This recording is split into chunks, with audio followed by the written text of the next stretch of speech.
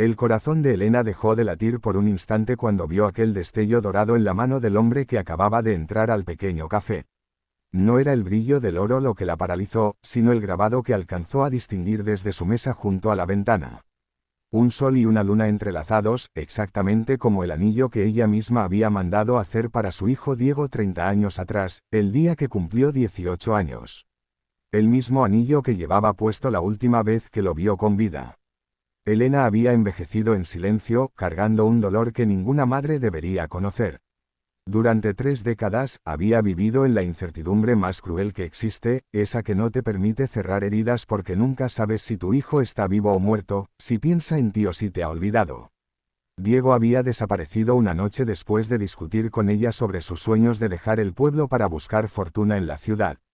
Él quería más de lo que su humilde vida le ofrecía, y ella, aterrada de perderlo, había intentado detenerlo con palabras duras que todavía le quemaban el alma cada noche antes de dormir. El hombre que ahora sostenía ese anillo era evidentemente rico.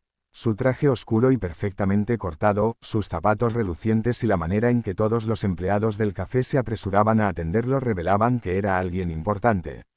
Se sentó en una mesa alejada, sacó su teléfono y comenzó a hablar en voz baja, ajeno completamente a la anciana que lo observaba con lágrimas acumulándose en sus ojos cansados.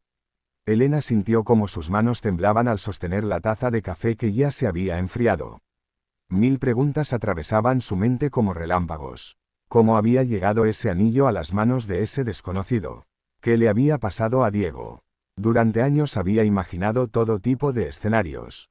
Quizás su hijo había construido una nueva vida y simplemente no quería regresar. Quizás algo terrible había ocurrido y ese anillo era todo lo que quedaba de él. La incertidumbre era un veneno lento que había consumido sus mejores años. Reuniendo un valor que no sabía que aún poseía, Elena se levantó de su mesa.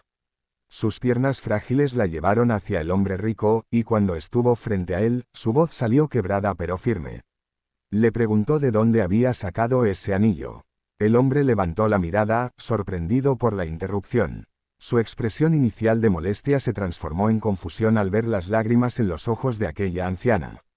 El hombre se llamaba Ricardo Montenegro, un empresario exitoso conocido en toda la región por su imperio de construcciones. Observó el anillo en su mano como si lo viera por primera vez con verdadera atención, y luego miró nuevamente a Elena.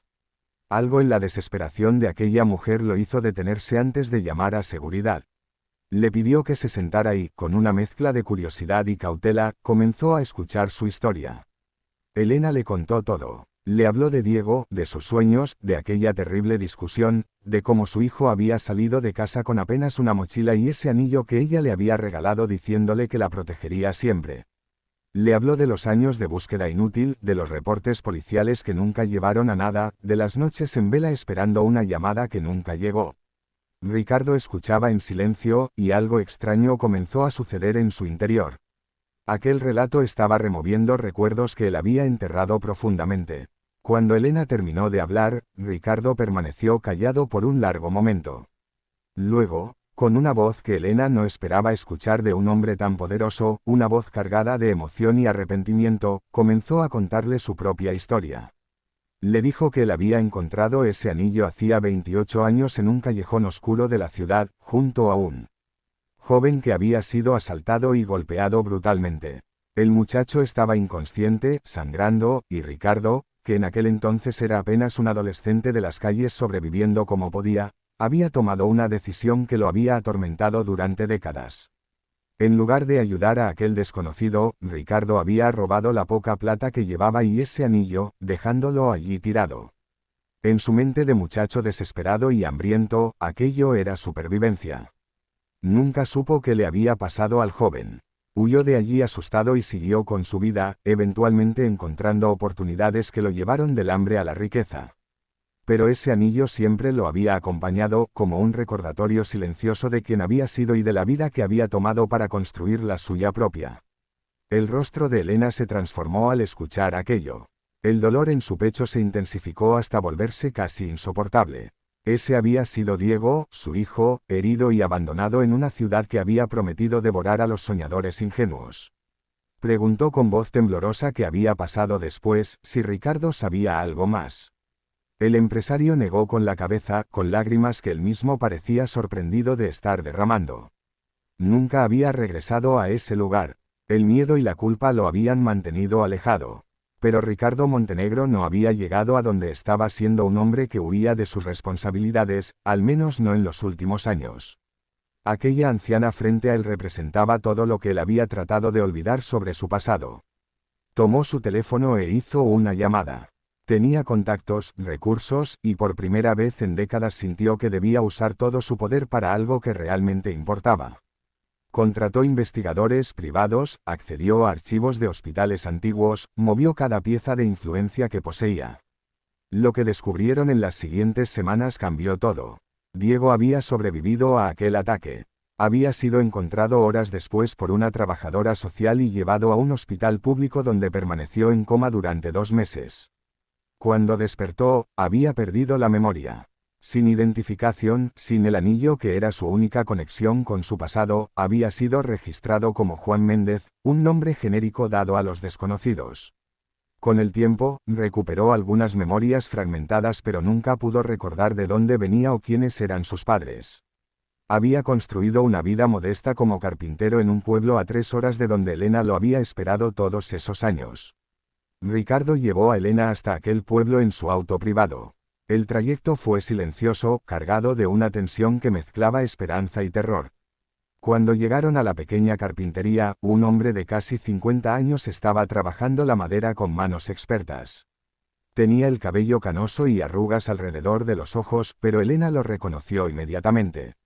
Era la forma de inclinar la cabeza cuando se concentraba, el gesto que hacía con las manos, las mismas que ella había sostenido cuando era un niño. Diego levantó la vista cuando escuchó la puerta. Vio a la anciana y al hombre de traje, y algo inexplicable sucedió en su interior. Una sensación que no podía nombrar, un reconocimiento que iba más allá de la memoria consciente.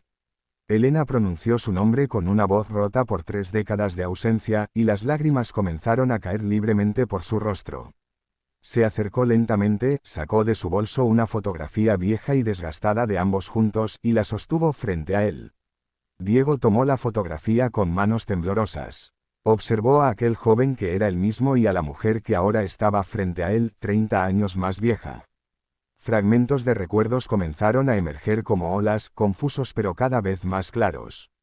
Una cocina pequeña llena de luz, el olor de pan recién horneado, una voz cantando canciones de cuna, una discusión, gritos, una puerta cerrándose.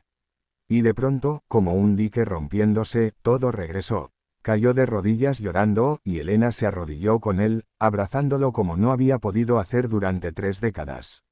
Ricardo observaba la escena desde la distancia, con el anillo en su mano. Se acercó lentamente y lo extendió hacia Diego. Le contó toda la verdad, sin omitir su cobardía ni su egoísmo de juventud. Le pidió perdón, no esperando recibirlo, simplemente necesitando decirlo. Diego tomó el anillo, lo observó largo rato, y luego miró a aquel hombre que había robado su pasado pero que ahora le había devuelto su futuro.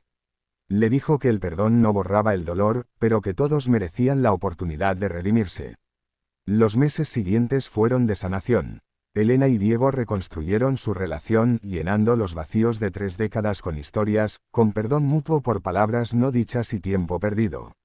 Ricardo se convirtió en un benefactor silencioso, ayudando a Diego a expandir su carpintería y estableciendo una fundación para ayudar a personas desaparecidas y sus familias.